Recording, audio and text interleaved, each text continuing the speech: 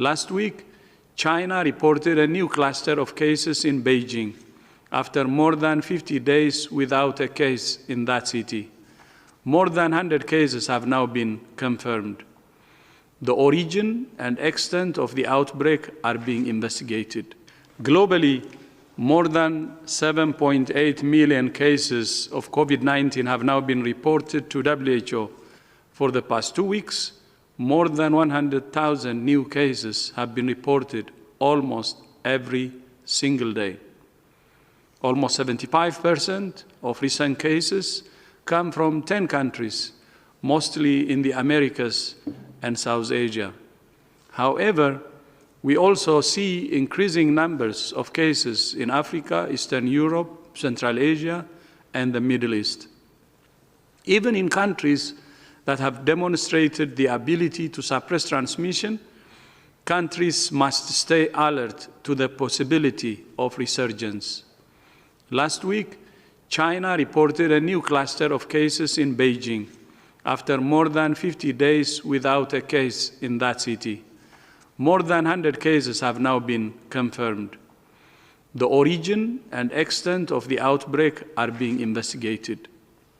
Dr. Tedros, a few weeks ago you mentioned about the relationship with the United States is not only about the money, but the cooperation between WHO and the United States. But is United States still a member of WHO at this point, since we are about to have the deadline that President Trump has mentioned, the 30-day deadline this week? Thank you so much. Yes, the United States is still a member state of the World Health Organization. Thank you. My question is also related to Beijing. I'm actually based here in Brussels, so the EU border is opening today, but countries like Germany, France still report like 300, 400 cases every day.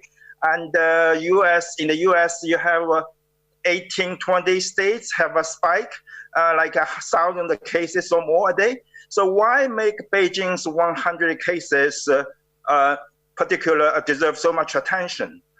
Is Beijing overreacting, or is acting properly? Thank you. Yeah, I think it's important to note that every country is different, and certainly in China, when you spent over 50 days without having any significant local transmission, a cluster like this is a concern, and it needs to be investigated and controlled, and that's exactly what the Chinese authorities are doing.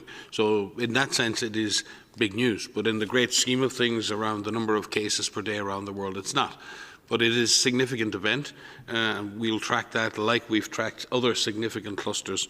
Similarly, we've been concerned about clusters that have emerged in Korea or in Japan or in Singapore, and we engage very closely with those authorities to understand how they're investigating them. That doesn't mean we think the authorities are going to lose control of the situation. It's that we want to understand what the country is doing, and more importantly, what the country is learning about the origin and transmission.